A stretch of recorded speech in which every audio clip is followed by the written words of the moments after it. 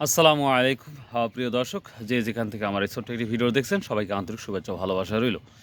প্রিয় দর্শক, আহ, আমি আজকে বাজার থেকে আপডেট আপনাদের না দিতে পারে আন্তরিকভাবে দুঃখিত।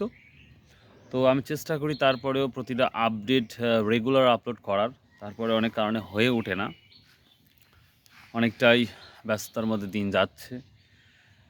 তো যাই হোক, আজকের বিষয়টা হচ্ছে রসুনের কি পরিস্থিতি সেটাই জানাবো আপনাদের। যতটা জানাবো বলতে, রসুনের বাজার নাজিরপুর বলেন, চাষকর বলেন, নয়াবাজার বলেন, মৌখরা বলেন, সব জায়গায় একই অবস্থায় রসুনের বাজারটা লক্ষ্য করা যাচ্ছে।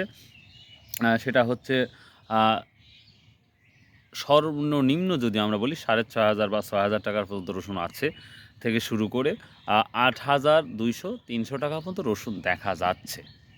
8,200-300 টাকার মতো রসুন দেখা যাচ্ছে। এরপর কিন্তু সেভাবে আর রসুন 8,500 হয়তো বা 2-1টা থাকতে পারে, তবে 8,200-300 টাকা হচ্ছে মেন বাজারটা, সচরাচর সব জায়গায় যাচ্ছে। আরেকটা নিউজ হচ্ছে যে এখন কিন্তু নতুন রসুন ওটা অলরেডি কি শুরু করে দিয়েছে, নতুন রসুন অলরেডি ওঠা শুরু করেছে।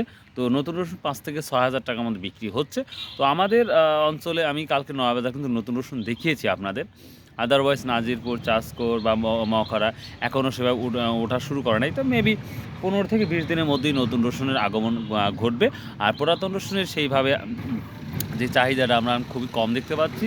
এবং আরেকটা কথা বলতে পারি যে কুয়া 140 টাকাতে শুরু করে কিন্তু 200, 210, 15 টাকা পর্যন্ত বা 20 টাকা পর্যন্ত সর্বোচ্চ হাই প্রাইস বর্তমান দেখা যাচ্ছে। তো কালকে মঙ্গলবার দেখা যাবে কতটা বাজার যায়, সেটাও ইনশাল্লাহ আপনাদের জানাবো।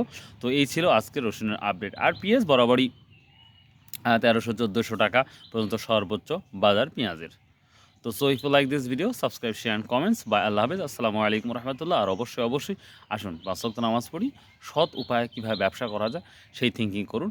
কারণ আপনি কিন্তু 500 বছর বাঁচবেন না, মাথাত রাখবেন। সো বাই, আল্লাহ হাফেজ।